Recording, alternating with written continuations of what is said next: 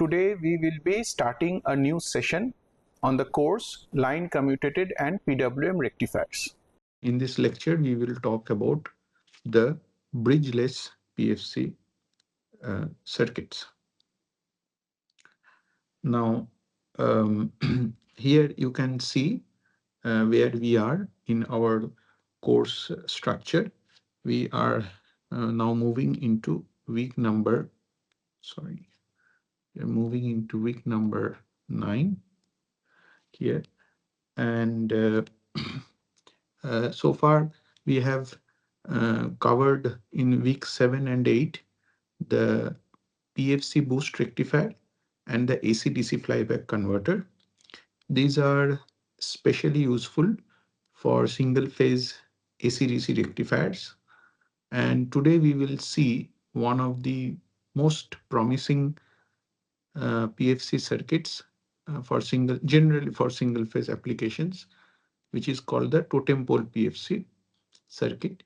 And we will study its operation, and we will also see that it is not very much different from the operation of the PFC boost rectifier. So if you have not gone through this PFC boost rectifier, I would recommend that you go through this PFC boost rectifier first, and then come to the bridgeless PFC circuits, which we are going to discuss today. Okay. So this is the content. We will talk about the modification of the boost PFC circuit, and we'll come to the totem pole PFC circuit and we'll do the steady state analysis. And at the end, we will also talk a little bit about the pre-charging of the capacitor, which is needed for any type of these kind of single phase PFC circuits. So this is a general discussion that we will do. Okay. Now, at first, we will start with the boost PFC. And in this week 7, we had done the DBR plus boost PFC circuit, and it works very well for as a basic PFC rectifier. It is very low cost, and there is only one single switch we need to control. It's very low cost because we have a diode bridge rectifier at the front end, which is very popular. We do not need to do not need to control this. We do not need a gate driver, and it's a low cost solution, and it has been working well for a long time. However, it also has certain disadvantages. What are they? The most important disadvantage of this boost PFC circuit is that when the circuit is conducting, 3 devices are actually on the series path of the current. So here you can see, for example, as this is one switching state where we can see that these 2 diodes D1 and D4 are conducting, and here I have turned on the switch, the MOSFET, which is charging the inductor. I have turned on that one. So here you can see that 3 devices, 2 diodes and 1 MOSFET, they are conducting in the in this circuit switching state. Okay. Similarly, when the MOSFET is off and we have turned on the diode DPFC, again we see that 3 devices are conducting. In a similar way, in the negative half of the AC cycle also, we see a similar phenomenon happening. So boost PFC, although it is very advantageous, but it has one important drawback, and that is that higher amount of losses, conduction losses will happen, right? Because there are many switches conducting, and also we must understand that several switches will be turning on and off, and this increases or this decreases the efficiency of the boost PFC. And generally, boost PFC, the efficiency is anywhere between 90 to 95%, somewhere a number there. Okay, there is another drawback of this circuit, and that happens if you see the grid current or the current which is after the DBR. This current, this is this IG current which is shown here. Okay, this is the IG current or the inductor current, right? IL. And that waveform, we have discussed this before, is something like this. And the zoomed version of that waveform, this is the zoom window here, which we have shown. The zoomed version of this current looks like something like this. Okay. Now, uh, this current has, in particular, if you observe this current at this juncture, okay, where the current is coming to zero and then again building up. This is a sharp point, okay, at the end of the half cycle time period. And to allow or the current controller must be able to track this kind of a reference current, for which the bandwidth of the controller should be quite high. Okay, and it is not so trivial to actually design a controller with such a bandwidth where the current is coming down to zero and then again building up. There's a sharp transition of the current here. You can also understand that there are conflicting requirements when during this period where when the current or the voltage is becoming zero. What is the conflicting requirement? You can see here that during this period when the current or the voltage is coming to zero, basically the power input here is almost coming to zero, okay, close to zero. On the other hand, the load power, okay, the load power is constant, okay. So basically, which means that in particular during the zero period, not close to the zero period of the AC cycle, okay, the input power is very small, whereas the output power is constant as demanded by the load. This means that we must design our capacitor sufficiently large so that the output power can be nicely catered in spite of the fact that the input power is coming to very low value. The instantaneous input power during this period where the voltage and the current are coming to zero. Now, if the capacitor is very large, we know from our discussion from the controller is that the bandwidth of the controller will become smaller, the controller needs to be designed, if the capacitor is larger in size, then the bandwidth becomes smaller. Okay, so this is a conflicting requirement. Okay, and so therefore the design of the controller is not so easy in this kind of boost PFC. Now, the other thing that is also one must understand is that as we progress, okay, with new applications, for example, so we need basically better PFC circuits, okay, and this is one of the main driving force behind the development of better PFC circuit as compared to boost PFC. We had already seen in a previous lecture that boost PFC is typically limited to less than 1 kilowatt, preferably like between like anything like 500 watts or something like that power rating. There's a single switch because of that. Now, as we go on with different kinds of new applications, for example, nowadays battery charging or EV applications, these are becoming very, very important, okay, where From the single phase supply itself, we are drawing several kilowatts of power. Okay, for example, in very standard level of power is that we are nowadays talking is like for a say 230-volt supply, we are talking about like 3 kilowatt. This is very common nowadays.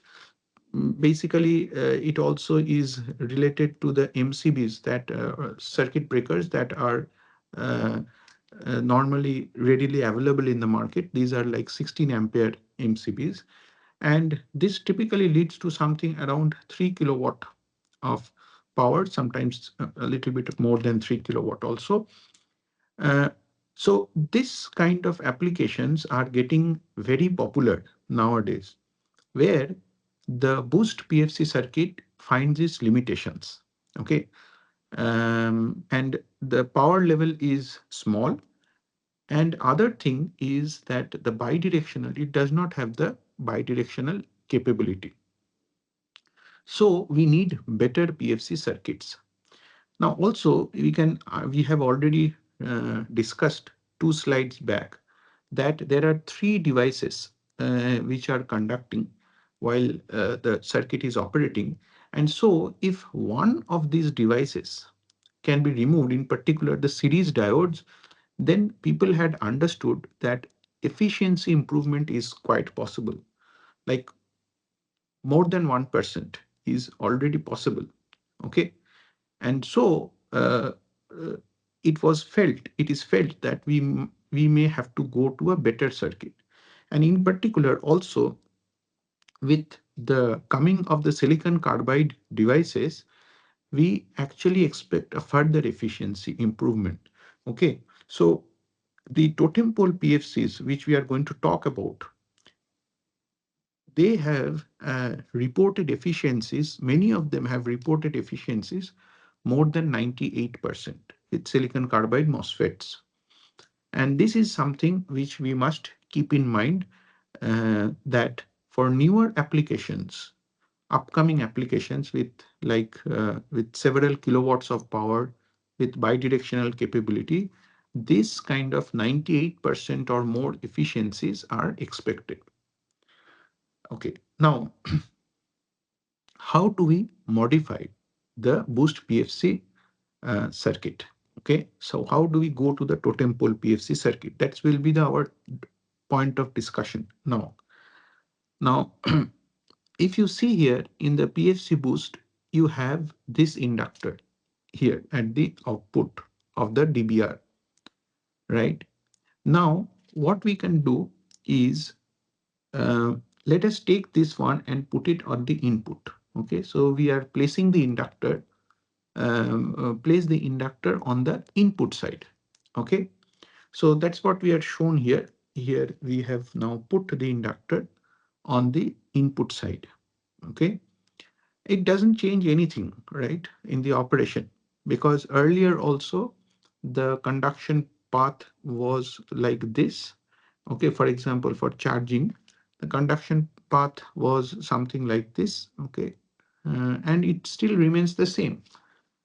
Okay, what the change that happens now is that the earlier in the earlier case, because the voltage here, the voltage at this point was something like this, unidirectional voltage. The current through the inductor was also unidirectional. Okay, but now since we have connected the inductor and the input, then the current becomes same as the grid current, IAC, and therefore it becomes bidirectional in nature. Okay, so it's an AC, alternating current now. Okay, uh, you can also understand that the inductor now has only the fundamental component. Okay, of course there are some switching frequency harmonics, but it is primarily a fundamental component, right? And so the controller implementation becomes easier. Okay, we do not have to track this 100 hertz component, and so the controller implementation becomes easier. We may even look into something like as a proportional resonant controller, PR controller. But let us not go into the controller side too much at this point, and let us see the circuit modifications, okay, which is needed for us to go into the totem pole PFC. Okay, so the how does the circuit operate? Okay, um, it doesn't change much from the boost PFC operation. So in the positive half cycle, okay, in the positive half cycle, what happens is that we have turned on this switch on SWPFC, and the current will be rising through the inductor. So this is the voltage across the inductor, which is equal to the instantaneous value of the VAC voltage. And hence, since this is positive at this point, so therefore IL will be increasing like this, okay, the inductor current IL. And during this time, the diode here is off, like in a boost PFC, and therefore the capacitor, this is the IC current which is flowing through the capacitor. Okay, this current must supply to the load, and this is where we have shown this IC current, right? It is minus V by RL, and therefore the voltage on the capacitor will fall because it is discharging. In a similar way, if we turn off this MOSFET, and immediately the diode PFC will get forward biased and the inductor will start to discharge through the load, right? And therefore, the voltage across the inductor is minus this VAC minus capital V, where capital V is this voltage which is across the load. And so IL current will fall and IC will be something like this. Okay, so this current comes here, which we have discussed in boost PFC. Current will come here and will divide into these two parts, right? So the voltage across the capacitor will now rise. And so therefore, by the rise and fall of this capacitor voltage, we can ensure that a steady voltage of capital V is maintained across the load. Okay, so essentially we understand that by putting the inductor at the input side, we have not changed the operation of the boost PFC circuit. Okay, and the only difference now is that the inductor current is now alternating. Okay, so the inductor current here is becoming like this, okay, which is also we expect because we have to ensure that we are following the grid standard, grid THD standard, total harmonic distortion standard. We have to ensure that the inductor current, which is also the grid current, must be sinusoidal, must be at unity power factor, and the THD should be less than some value, for example, like 5%. Okay, this must be ensured because now the inductor current is the same as the grid current. Okay, now let us modify this circuit further. Okay, what do we do here?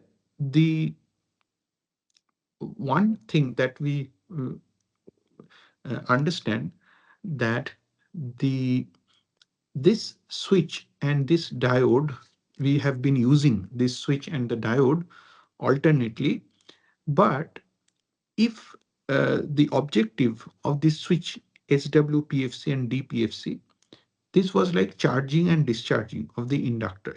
Okay, now you can also do the same thing by actually putting these two switches, keeping the D1 and D3 as it is, now putting S1 and S2 MOSFETs here and removing whatever is after the DBR. Okay,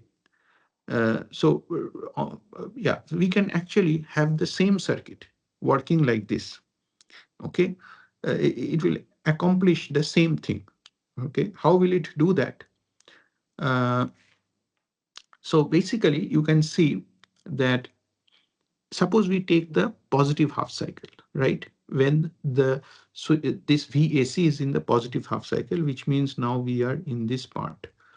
okay, of the cycle. Okay, right. So we have this VAC and this is time.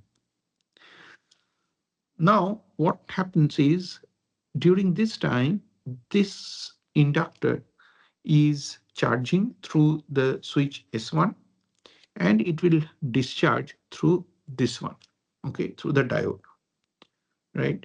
Now suppose, so this will act like a boost converter. So D1 and S1, okay, is used as a boost converter in the positive half cycle.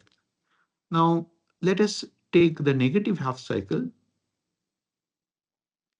and in the negative half cycle, you see here, in the negative half cycle, again, right, there is the current will actually flow through these two switches. Okay, so D3 and S2 will be now used as a boost converter in the negative half cycle. So therefore, in the positive half cycle, we have these two switches working together. And in the negative half cycle, we have these two switches which are working together. Okay. Uh, so the this diode bridge rectifier structure, which we have been following for the boost PFC, this has been now modified into a different configuration where there is a diode at the top and a switch at the bottom. Okay, and this circuit is called bridgeless PFC. Okay, so this is the standard terminology which is being used in the academic in the community. Is called a bridgeless PFC circuit because we have one switch at the bottom and one diode at the top. Um, but the operation again remains the operation remains very much identical. Okay. Now, of course, one difference is here that the inductor current is now alternating and it is same as the input grid current. And another major difference is that now we have actually the conduction path involves fewer devices. Okay, it involves only the switch or the diode. So earlier we saw that there were three devices while this it was conducting, and now we have actually reduced it to two. Okay, and so now we will explain this operation of this circuit. Okay, now in the positive half of the AC cycle,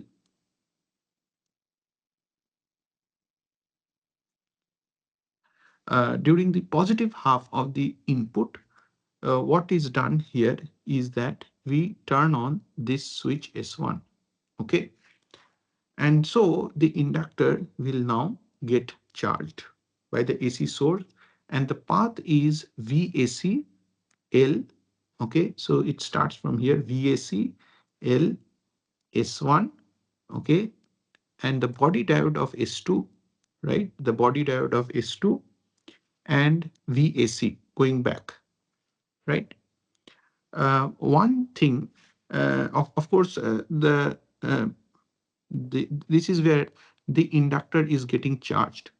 And here you can see VL is equal to VC, and the inductor is getting charged. The current to the inductor is increasing. And during this time, what happens here is that the capacitor is disconnected from the supply. And so this current IC is equal to the load current. And since the capacitor is discharging, VC is falling. Okay. One point here we must understand is that the switch S2, okay, can also be turned on during this time to additionally aid the body diode in conduction. Okay, uh, so uh, so here I will just digress a little bit. Okay, I'll take a 5 minutes and we'll take to a different discussion a little bit, which is like conduction in MOSFET. Okay. So let me go to two different slides where we will show you how in MOSFET, like silicon or silicon carbide MOSFET, the conduction of power MOSFET is slightly different from IGBT. Okay. In case of IGBT, the current actually always flows. So if you see the IGBT here, the current will always flow from the collector to emitter. Okay, when you give the gate pulse here, if the gate is high, the current always flow from collector to emitter. But this is not true in case of a MOSFET. Okay, in a MOSFET, what happens is when the channel of the MOS has been formed, okay, that is formed when suppose you take this S2, if you give the gate pulse here, so this is the gate terminal, this is the drain, and this is the source. Okay, so if you if you give the gate pulse, okay, the channel, this is enhancement N channel, so this is an N channel enhancement type MOSFET we are talking about. This is the normal power MOSFET. So when you give the gate pulse to this MOSFET, the channel of the MOS is formed, okay, and it can conduct the current. In fact, it can carry the current both from drain to source or from source to drain. Okay, it can carry the current in both the directions. Okay, so but this channel has a resistance, okay, which this resistance is RDS. Of course, it varies with temperature, but actually this, so if this current is there, if you have given the gate pulses, then you can see that it can actually carry the current in both the directions. And when it is carrying, it will encounter this RDS as the resistance on its path. Okay. Uh, now, suppose, so here we have said if I load is greater than 0, so this means the current is flowing in this way. Okay. And if VGS S1 is high, so we have given a pulse to this one, then S1 will conduct. Of course, the S1 will conduct from drain to source like this. And the channel of S2 is off. Okay. We have not given pulses to S2. Now, suppose when you have, suppose during reverse conduction, right? So suppose the current, uh, okay, um, okay. Now, no, this I think this is still I load greater than 0. Okay, so it's not reverse conduction. Now, suppose you have given the gate source to be high for S2. Okay. So now you see what happens. Let me clear all this here. Okay, right. Um, Now suppose this current is still like this. Okay, the current is still like this, and we have given a gate source voltage. Okay, now what do you expect? If it was an IGBT, you would have expected that the current will only flow through D2. Okay, but in case of a MOSFET, actually it may not be true, right? So what will happen here is, since you have made this VGS S2 to be high, okay, this channel is formed here. Okay, so now the current can actually flow through two parallel paths. One through the channel of S2, so it can flow like this, and it can also flow like this. Okay, so there are two parallel paths for the current to flow. This is very important. This is peculiar in MOSFET because it can carry the current in both the direction. Often we see that MOSFETs come with additional Schottky barrier diodes, SBD. Okay, so we sometimes put, in order to make the transition faster, we additionally put some SBD, Schottky barrier diodes, right? So then there are actually three parallel paths for the current. Okay. Anyway, even if we don't take the SBD, suppose we do not use SBD, then also we have actually two parallel paths for the current to flow in this MOSFET. Okay.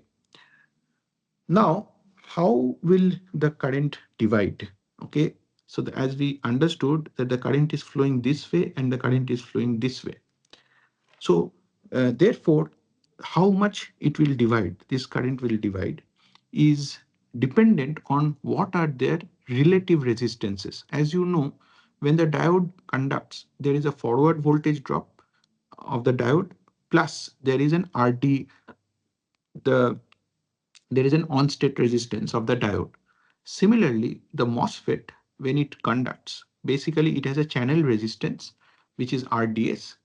And so if RDS times IL is the instantaneous current which is flowing in this MOSFET, sorry, IL is this current flowing here. Um, uh, so this current, if RDS times IL is the current which is flowing through the channel, if it is less than VD, then the channel of S2 will only conduct. Okay. So if this drop IL into RDS, so there is a drop of IL into RDS.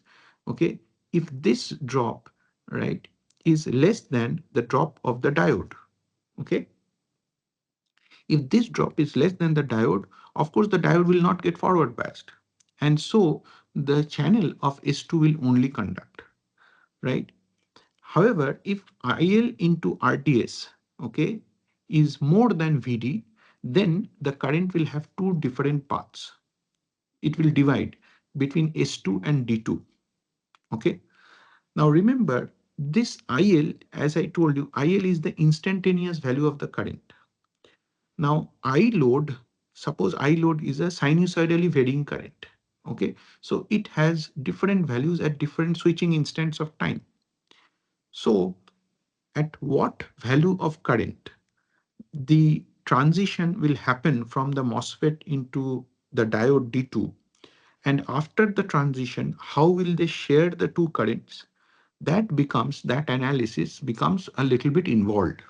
Okay. And so we actually need some circuit simulators for actually doing this, or we write some code and we find out how the division of the current happens.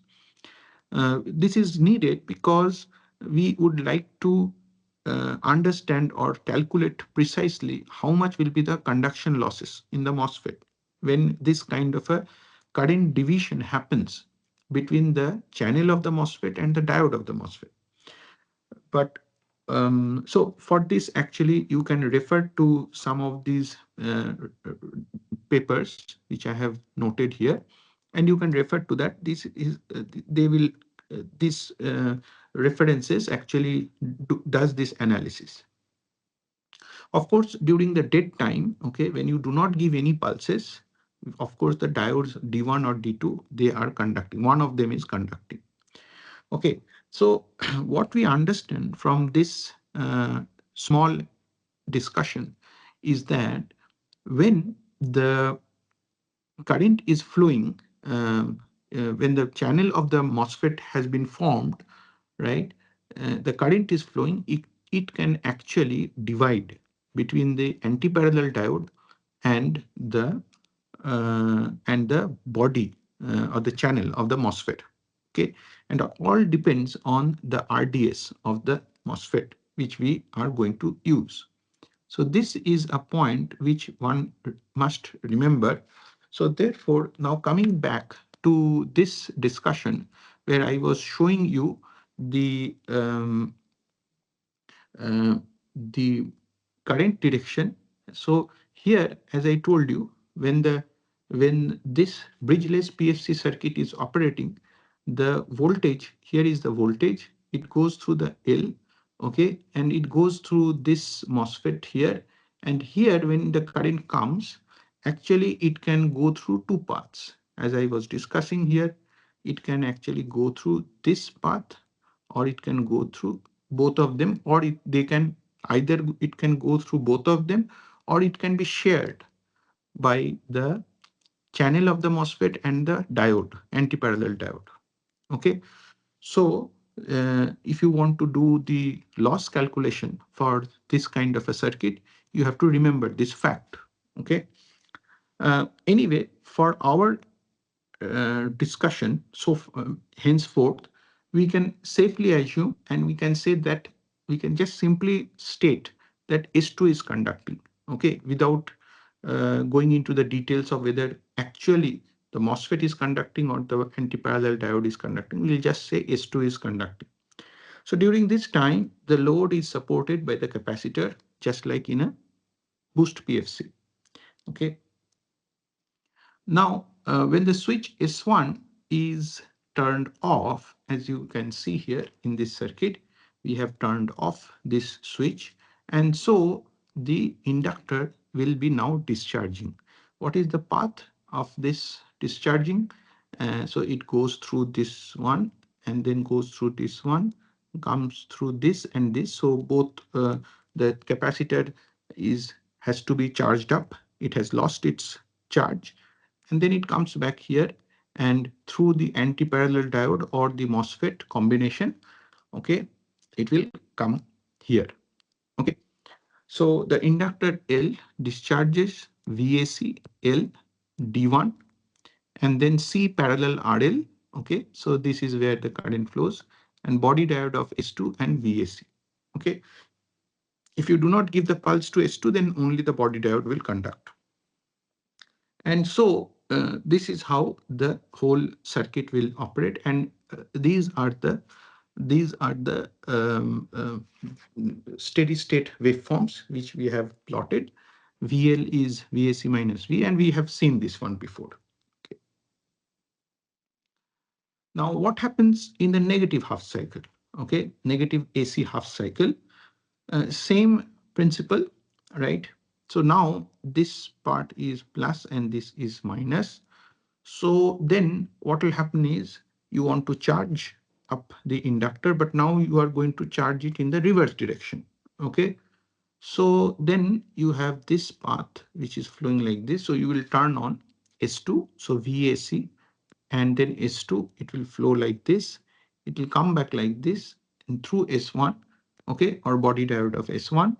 Then it goes back, it goes back like this and then comes back like this. Okay, so body diode of S1 and L and VAC. So inductor is now getting charged in the negative way, and that is required because the inductor current must follow the applied voltage. It must reverse now. And so again, if you see the discharging of the inductor current, okay, so then it will happen like this, that you will switch off S2, and so D3 will get forward biased, and the current will flow from this VAC. It will come through here. It will go there, D3, and it will again divide between these two paths, and then it will come back here, and then it will go here and like this. Okay, right? So the inductor will get discharged by this method. Okay. That one thing that you have to observe here is that in each of the half cycle, only one leg switches at the high frequency. So here, what has happened here, you can understand that in this half cycle, okay, S2 and D3 are switching at the high frequency, right? Here you can see this S2 and D3 are continuously switching, whereas you can see here this diode is continuously on. Okay, this and this is continuously on, okay, in the other leg, which means D1 is so the D1 is remains off and this anti-parallel diode, switch S1 or the anti-parallel diode, is remaining on for the whole time. Okay, so which means that these one leg is basically switching at a high frequency. This is what is important. One leg is switching at a high frequency, while the other leg, in the other leg, one switch is completely on and one switch is completely off. Okay. Um, Remember that switching diodes at high frequency, we are switching this diode like D3 here. We are switching this diode at a high switching frequency. And this will incur more losses because the diodes have a reverse recovery phenomenon. Okay, every time it turns off, then there is a reverse recovery which causes substantial loss in the diode. Okay, while the other point here is that this switch S1 or its anti-parallel diode D1, this is completely, for the whole of the half cycle, is completely turned on in this case. Okay, and of course D1 is completely turned off, right? So this is also a good thing that we observe here, because then there is no switching loss during this half cycle for this left leg. Now, let us try to further modify based on this understanding or based on this observation. Let us try to further modify this circuit. Okay. So here what we'll do is that we will, instead of these two switches here, we will now put it on one leg and we will switch it faster. Okay. And put these two switches, we will continuously operate at a fast switching frequency. Okay, because this will have a lot of advantages. So in one half bridge, we will be switching at high frequency all the time. Okay, we are further modifying. And this other half bridge, which is made up of this half diode bridges. So these two half bridges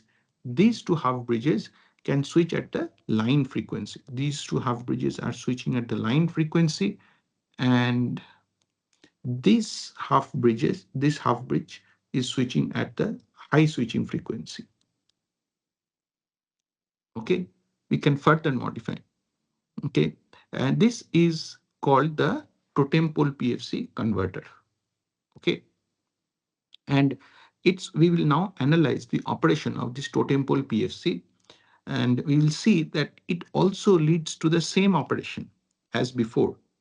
Okay, but now the advantage that we are getting is that these two diodes D1 and D2, they are going to only switch at the line frequency, right? Line frequency means like 50 hertz or 60 hertz. Whereas these two switches S1 and S2 can operate at a much higher switching frequency, like 50 kilohertz. Okay, so this totem pole PFC converter is another bridgeless PFC converter variation. Okay, all the advantages what we have got earlier, that this inductor current is continuous, it will, it's alternating in nature, the output voltage is maintained, which we want as a rectifier. All these characteristics remain same. Okay, but additionally what we get is that each leg of the converter has only one type of device. Okay, it is either high switching frequency or low switching frequency, S1 and S2. So S1 and S2 may operate at like 50 kilohertz, while D1 and D2 is operating at 50 hertz. Okay, so this is something which is very interesting and very advantageous. Okay, this will improve our losses, decrease our losses. So before we go to the analysis of this totem pole PFC, let me just quickly summarize that how much we have modified. So we started with this circuit of the boost PFC here. Okay, and now we have gone into this totem pole PFC. And uh, what have we got here is that uh, in this uh, the first one, conventional DBR plus boost PFC, we have four diodes like this here, and one high frequency diode, which was this DPFC. And of course, there is one high frequency switch, which was this SWPFC. So this is how we were operating, total 6 switches. But now if you look into the totem pole PFC circuit, we have these two switches. So we have two low frequency diodes. These are these two, which are operating at 50 Hertz. We do not have any high frequency diode. Okay, then we will not incur this reverse recovery continuously. Okay, all the time. Of course, we have two high frequency switches, which are S1 and S2. Okay, so we have, and if S1 and S2 are used with silicon carbide, for example, which are much better quality devices, having lesser turn on and turn off losses, then we can actually improve the efficiency of the overall converter substantially. Okay, so from boost PFC, we can, so if this efficiency is less than 95%, we can here in this totem pole PFC can go easily more than 98%. Okay, in our operation. Okay, so this is the overall advantage that we will get. Now let us understand the operation of the totem pole PFC converter. Uh, during the positive half cycle of the input, right? If S, so in the positive half cycle, we turn on S2, right? And this is the diode D2, and it will switch at the 50 Hertz. So during the positive half cycle, S2 is turned on, and the inductor is charging from VAC into L. Okay, so VAC starts from here through L, through S2, and through D2 and VAC, coming back to VAC, right? It is going to charge. And we are assuming that this time period is from 0 to DTS, okay, during this time here. Of course, the capacity, the load is the capacitor, the load is supported by the capacitor, during, just like it's a normal boost PFC operation. So the equations are here. VL is equal to VAC during this time, and IC is equal to minus V by RL. Okay, so this is how IC is there and VC is there. Okay, now as I told you, we are going to operate S1 and S2 at a high switching frequency. So we'll turn off S2 and we'll turn on S1. This will happen during DTS, from DTS to TS time period. Okay, S2 is turned off and S1 is turned on. Okay, so now the inductor L will discharge. What is the path?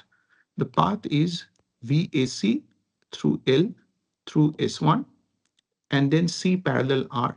So this, it gets divided, the current gets divided, and then through D2 and VAC. Okay, and these are the equations. VL is equal to VAC minus V, and IC equal to IL minus V by RL. Okay, so this current is coming here. Yeah, okay. IL current is coming here and it is getting divided into IC and V by RL. Note that the green colored diode D2 here, this diode is on throughout the whole of the positive half cycle. So this S1 and S2 is alternating, but D2 is always on. Now, in the negative half cycle of the AC, what happens? Now, the inductor will now charge, okay, through this path, VAC, okay, through D1, VAC, D1, then S1, L, and again coming back to VAC. Okay, so this is the path for which, through which the inductor will charge up. And similarly, the discharging of the inductor will now take place, okay, again through S2. Okay, so the discharging will happen like through VAC. Okay, it will go through D1, right, and then come to here, divided, and then S2 and then come to here. Okay, like this way. Okay, now here in the negative half cycle, you can see that the diode D1, the green colored diode D1, is on throughout the negative half cycle. Okay, so this is the operation of the totem pole PFC, similar to boost PFC. In fact, the steady state analysis of the converter is identical to boost PFC. Now, how can we get the values of L and C? Okay, one thing that we have to just refer to the previous understanding. We should ensure that the converter runs in CCM. Remember, this inductor current, okay, is connected to the grid. Okay, it should be running in CCM. Only then we can have an acceptable value of THD, of the input current.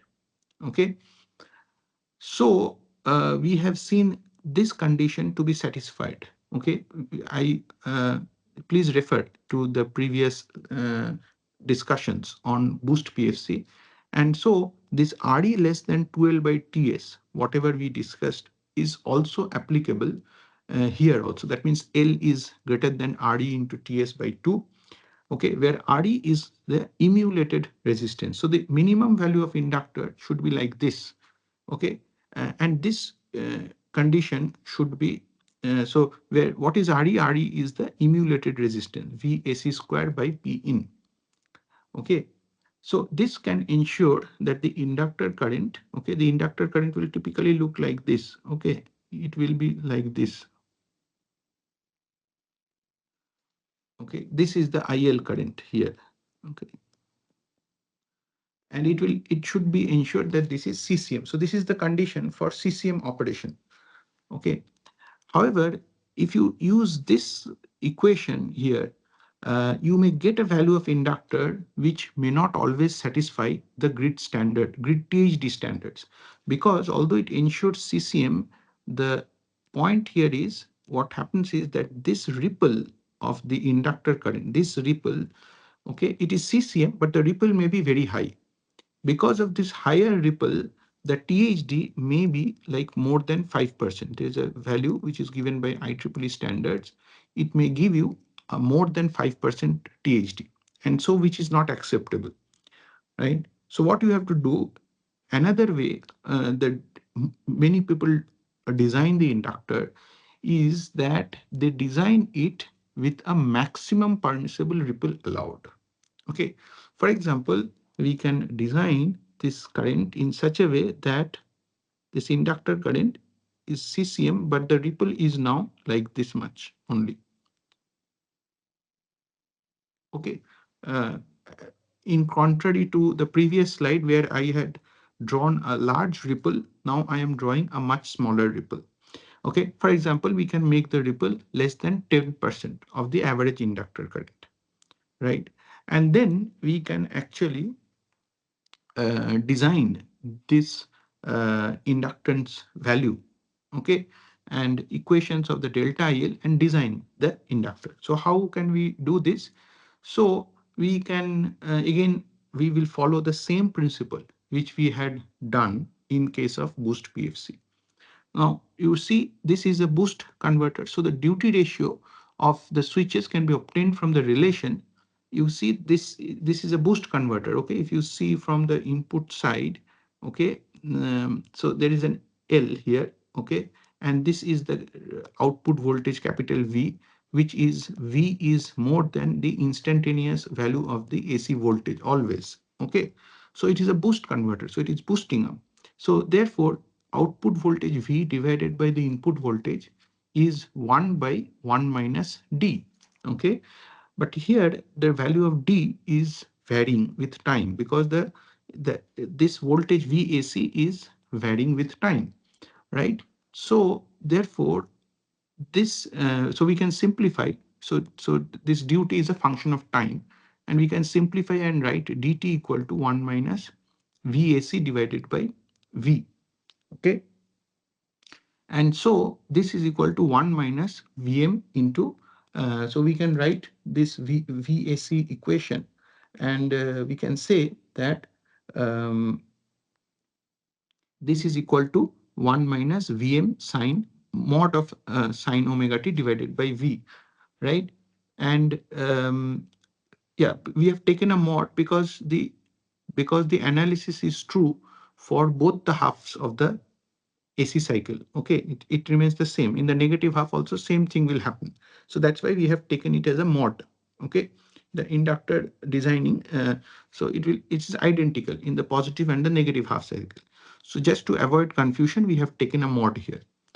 Now, so one of the other things that we have to keep in mind is that the inductor must be designed so that at the peak of the AC current, so here, so the current is something like this. The inductor current is like this.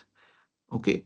And at the peak, which is here, so at the peak of the AC current, the inductor should not saturate. Okay. This is very important because we have seen earlier, we have discussed that inductor, there is a prone, I mean, inductor should not saturate because then the impedance will fall and it will behave as a short circuit. Okay. If the inductor saturates. So the maximum current which the inductor is experiencing is here, okay, in this period where the inductor is maximum experiencing the current, and at that value, the inductance of the inductor should remain constant. It should not saturate and the value of L should not fall, right? So therefore, if we analyze the operation of this circuit at the peak of it, then we will see that at the near the peak, okay, when the AC voltage is reaching its peak, then this value of D we are writing in a new value, D, capital D. Capital D is equal to 1 minus Vm by V because we have put the sine omega t equal to 1, close to 1, right? So then so here the duty ratio is capital D, 1 minus Vm by V. Now we have seen in the from the previous equations, we have given from, you can refer to the equation number 1, and near the peak of the AC cycle, okay, so when you have turned on S2, then this inductor is charging. So therefore, VL is equal to VAC is equal to L di dt, right? You have turned on S2. So therefore, uh, when the peak of the AC cycle, L delta L by dTs, okay, L delta L by dTs, that must be equal to Vc. So therefore, L at the peak of the AC cycle should be holding, or we can, this equation or this expression is valid at the peak of the AC cycle. So VAC is capital Vm, D is the duty ratio at the peak of the AC cycle, and of course delta L and Fs is there. Okay. Now we are trying to make sure that this delta L, as I told you, this ripple, this delta L, we are trying to make sure that this ripple is within a certain percentage of the average value. So we can alternately write these expressions, okay, like delta L by L, IL, okay, IL is the average value near the peak of the AC cycle. So delta L by L, IL is, we have written it here, and we have divided the numerator and denominator by IL, and then we can do some manipulation. Okay, so Vm by IL has come here, and capital D, we have written it like this. Okay, and this is the delta IL by IL into Fs. Vm by IL is nothing but Re, okay, the emulated resistance, because when this is the voltage at the AC input and this is the current, right? And so this voltage divided by current is the emulated resistance as seen by the grid. Okay, so this Vm by IL is nothing but the Re, and 1 minus Vm by L like this, which you can further write it in this way. Okay, so these are alternate expressions which someone can use to find out and decide on the value of the L. Okay, we can use any one of these expressions. Okay, how to design the capacitors? It is same as that of the boost PFC. Okay, and I am not going to talk in details. You have to refer to the previous lecture slides on boost PFC, and this is the expression that we got from that one, and it's the same here also. And this comes from the power equations and the acceptable voltage ripple. So if we say how much is the so this can also, you can write it like C equal to P0 divided by omega line into delta V by capital V into V square. Okay, so this way also you can write the same equation, where this delta V by V, you can keep it like 0.01 or 0.02. Okay, like 2% ripple or 1% ripple, like that. Okay, so this is also a possibility, right? Yeah. So let us quickly do a design of this one. Suppose it is desired to design a 3 kilowatt totem pole PFC converter. So AC input is 110 volt, 60 hertz, and DC output is 350 volt. Okay. The switching frequency for the high frequency devices is 100 kilohertz. Okay. Inductor, now we are designing based on an inductor current ripple and the output voltage ripple. The inductor current ripple should be restricted to 10% and output voltage ripple is restricted to 1%. Okay. And find out the values of L, C, and the voltage rating of the switches, taking a safety factor of 2. Okay. Now let us find out at first what is the inductor current and when does it peak. As you can understand, at the inductor current will peak at the peak of the input voltage, and so which means that the this is, if this is the input voltage, the inductor current will peak at this point. Okay, and the duty ratio at this point can be found out by understanding that this is a boost converter, and so this is the V peak, and therefore D at this voltage is will be equal to 0.56, right? VAC here is 110. Now, after this, we will be trying to find out what is the average inductor current. Okay, the average inductor current at this point. Okay, and we see that the average inductor current expression is given by this expression. How do we get this one? We get this because we know that in this case of this uh, converter, then we have VAC into IAC, and this is equal to the input power here. Okay, and if we consider 100% efficiency, this input power will be equal to the output power, which in this case has been given as 3 kilowatt. So therefore, the since the AC input current is same as the inductor current, and so therefore this IL will be equal to the P0 by VAC, but this is the RMS value of the current, and therefore the peak value of the current will be root 2 times this one. So therefore we can substitute these values and we will get a current of 38.56 ampere. Now, in order to find out what is the inductor, the inductance of the inductor which we have to design, we will use this formula which we have seen in a couple of slides before, and so here this delta IL, as per what is given in the problem, this delta IS is supposed to be only 10% of this 38.56 ampere, right? So that's what we have put in here. And of course, Vm is equal to root 2 into 110 and D is 0.56 and Fs here is 100 kilohertz. And once you put these values inside, so we will get a value of 226 microhenry, right? Um, one must remember that this is a preliminary value.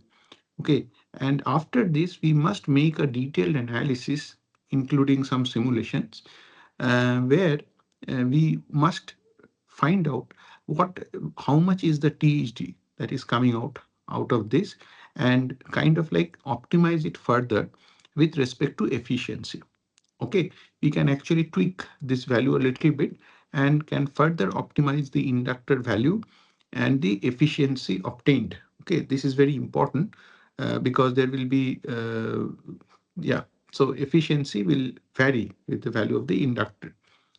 One important point that one must emphasize is this fact that this L is inversely proportional to Fs. Okay, so what does this mean?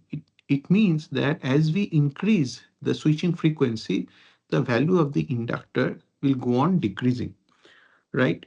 Now, this also indicates that if we increase the switching frequency to a very, very high value, okay, the theoretically, as per this equation, the value of inductor can go extremely small, right? So therefore, the question that comes is it really true, right? If whether this value of the inductor will go really very small when you go to a very, very high switching frequency. In fact, that is not true. Okay. The problem is that one must remember that we are now interfacing this grid voltage with the capacitor voltage. Okay. This is a stiff DC link capacitor, and here we have an AC voltage, and the inductor stands in between, right? And now this grid can actually have a lot of disturbances. It is possible to have this grid with a lot of disturbances. And if you decrease the value of L substantially, then what will happen is that this, for any small fluctuation in the grid voltage, right? For any small fluctuations in the grid voltage, there will be lot of energy exchange, because the inductor is the kind of like impediment that that controls the energy flow between the capacitor and the AC grid. So what will happen is if you have a slight fluctuation in the grid, so if, for example, your current was going like this, and it will immediately go like this and then again come back, even for very small disturbances in the AC side, AC grid. Okay. So making that value of L to be very, very small is not a good practice. It's not advisable because of the fluctuation in the AC grid. Okay, this must be kept in mind, right? There is also another point that one should keep in mind is the bandwidth of the controller. Okay, remember that if you decrease the value of L very, very low, then the bandwidth of the controller must also increase to a great extent. Okay, because then the controller should operate very fast in order to kind of like allow this energy flow to happen smoothly. But if the bandwidth of the controller becomes too much, there is also some other problem that will happen. Remember that let's see, if this is the if this is the voltage, okay, if the and if you see the power which is going here is constant like this here, okay, this is the power output, and this is the V in voltage or VAC voltage, right? So if the bandwidth of the controller becomes very, very high, then what will happen is the current will get very distorted. Okay, this will become the input current. Okay, and why will it be like this? Because see, if the controller is very fast, it will try to increase the current at the zero of the voltage. Okay, this also depends on the size of the capacitor, of course, but it will try to increase the current, right? So the current will get distorted if the bandwidth of the whole controller system or the whole control system is very high. So this is also something to be kept in mind while designing the values of this L and C. Okay, and similarly, you can see the capacitor design. Okay, the capacitor C is given as what we had just now given here, P0 divided by this one, and you can see that this value will come out to be 6.5 millifarad. Okay, right. Now, let us quickly see the switch operation to determine the switch ratings. Okay, so as you can see in the positive half cycle, when S2 is on, okay, so we have turned on S2, then what is the blocking of this S1? How much it has to block? So the voltage blocked by S1 is because now this voltage, okay, the voltage is the output voltage, right? It has to block this voltage, right? Because this is the output voltage here. Okay, same thing with happening with the negative high cycle. Okay, so both S1 and S2 has to be uh, designed for the DC bus voltage. Okay, in this case the DC bus voltage is 350 volts, so it has to be minimum 350, but we can take a safety factor and we can choose 600 volt MOSFET or 650 volt MOSFETs for this purpose. Okay. Okay, now the controller point of view is that the same controller, okay, that was designed for the boost PFC can also be used for the totem pole PFC. Okay, there is no difference, and we have talked about this in one of the previous lectures. Okay, it's the same thing. But one thing that you should note is that during positive half cycle, the pulses generated from D are provided to S2, okay, and D dash is provided to S1. This you should remember. Okay, so in the positive half cycle, this is the switch which is used to charge the inductor, and this is the switch which is used to discharge the inductor. But in the negative half cycle, okay, the pulses from D are provided to S1. Okay, it gets reversed. Okay, so in the negative half cycle, pulses during D time are provided to S1 and those from D dash are provided to S2.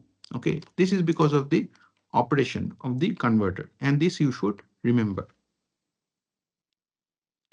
Okay, now if so we can actually do further modification to this circuit. Okay, it can be even better than this. We have seen here that we are using diodes here.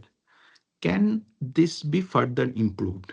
Right now, one thing that you have to understand is MOSFETs. Okay, MOSFETs have better or lesser losses as compared to diode during the on state. In particular, with silicon carbide MOSFET, the on state drop or the conduction loss in the MOSFET is lesser than ordinary diodes.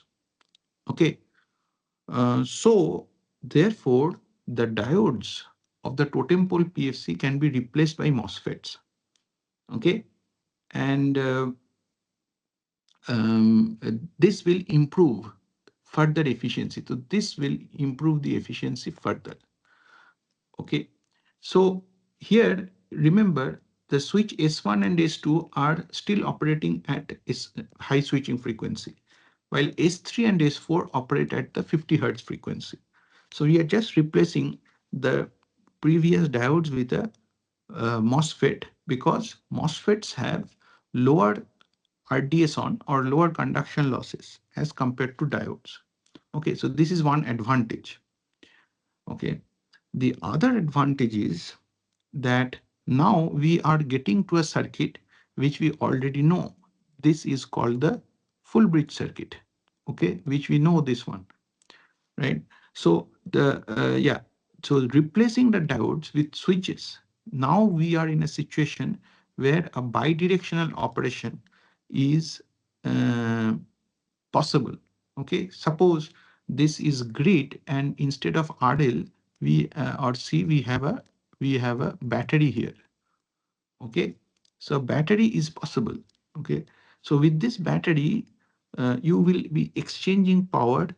uh, I mean you will charge the battery, but you may also discharge the battery. For example, in bidirectional electric vehicles, where grid support functionality is needed, right? So therefore, um, S3 and S4 gives us this possibility. Okay, of course, it reduces the losses, right?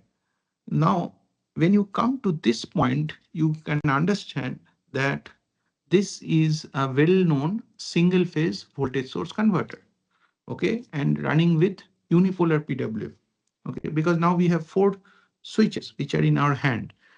Note that in totem pole PFC, we have been analyzing from the left-hand side to the right-hand side. We used it as a, so that is why we said it is a boost converter, okay, because the DC link is more than the AC voltage. On the other hand, when we talked about voltage source converter, we analyzed from this angle, okay, and we said there is this sinusoidal PWM, okay, and where M, we used M, which is less than 1, like sinusoidal PWM, but then we were talking from this side to that side, okay, and then we said, okay, how much is the AC voltage here, right? Both the approaches are the same.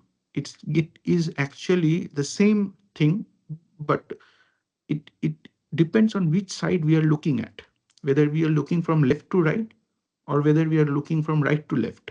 Okay. So if you remember, you had this unipolar PWM. In an unipolar PWM, the output voltage, if you see here, this voltage, this was like pulses. Okay, it is still like this here also. Okay, remember this voltage here at this point, if you see, it is a series of pulses and it will be like this. Okay, uh, and this is this unipolar PWM, right? Uh, so it depends on which side we are looking. So therefore, these two converters become identical, and so they can be controlled using this single phase vector control. We have seen the vector control approach for power flow, energy flow. We have seen it, of course, for three-phase application, but it can be modified for the single-phase application as well. Okay, so what we have to do there, we had done grid-oriented vector control. We had said a P star and Q star.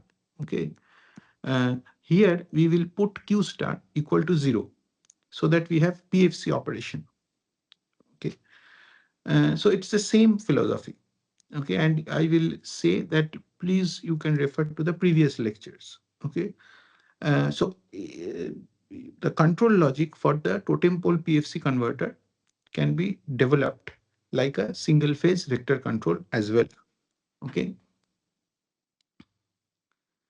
okay. Now we will come to the last part of this discussion, and this discussion is related to pre-charge of the capacitor. This discussion is not necessarily limited to totem pole PFC. So here we conclude the analysis for the totem pole PFC. Now we are basically looking into something else, and this is like the requirement of pre-charge. Okay. Um, um, yeah, the pre-charge of this capacitor is very important. Okay, so it is applicable to this discussion is applicable for many grid connected converters with capacitors connected to the DC link. We have always assumed that the DC link capacitor is correctly charged up to the required voltage, uh, and always in this all these common rectifier structures, a capacitor, we have used this capacitor at the DC link. Okay, but we have always assumed that the capacitor is adequately charged. It is there at the correct voltage when the converter starts to operate. However, this is not true. Okay, in real life, this capacitor may be discharged. Okay, and so we need a scheme to first charge this capacitor and then start operation of the converter. Okay, uh, this is very important. Why it is important? You cannot otherwise start the converter. What will happen is, suppose you have this capacitor initially uncharged, okay, before this converter is turned on. So this capacitor, because it is completely discharged, Therefore, the as soon as you, so suppose you have a breaker here, okay, and you turn on the breaker. As soon as you turn on the breaker, this circuit is just like a diode bridge rectifier, uncontrolled, fully uncontrolled. You cannot do anything with respect to S1 and S2. Even if you turn off or turn on the MOSFETs, nothing will happen because the capacitor is completely discharged and the current will now just flow like a diode bridge rectifier. Okay? You cannot stop this current from flowing. Okay, and only this inductor, okay, this inductor has some impedance that will be blocking the flow of the current, but this inductor is not very much. Okay, it is not very much. So it will cause a high current, okay, which will flow through the capacitor. It may even cross hundreds of amperes. And so therefore, this high current will cause the damage to the devices and the converter PCB. Okay, so this is something which cannot be allowed. Okay, so therefore, before you start the operation of the converter, the first thing is for you to, we should actually first charge the capacitor to the adequate voltage level here. Okay, then start the converter. Okay, so this is what is written. It is important to pre-charge the capacitor before starting the converter.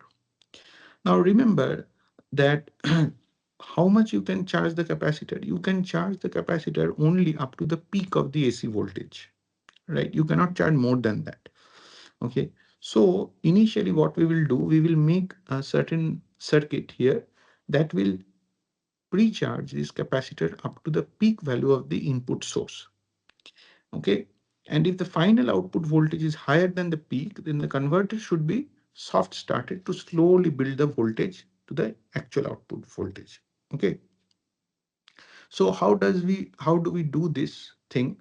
Uh, so what we do is here we put an additional resistance and a relay, as you can see here.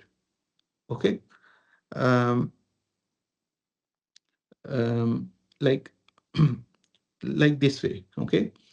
Uh, but also the load is initially disconnected. Okay, so we have a circuit breaker and this is how it will work initially. We have an initially resistor which we put in the circuit.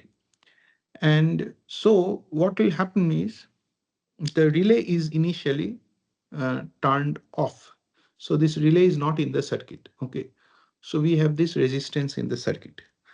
So therefore, what will happen is this will initially charge. So it will charge through this path and this one. So it is basically RLC circuit, and it is being fed from a AC source. Okay. So with, of course, the diodes in the circuit. Okay. And this is the path of the current. And therefore, the capacitor voltage will rise. We know these equations that we can feed an RLC circuit from an AC source. Okay. Depending on what instant of the AC source we are turning on the breaker or we are inserting the resistance here, accordingly, the dynamics of the current will be dictated.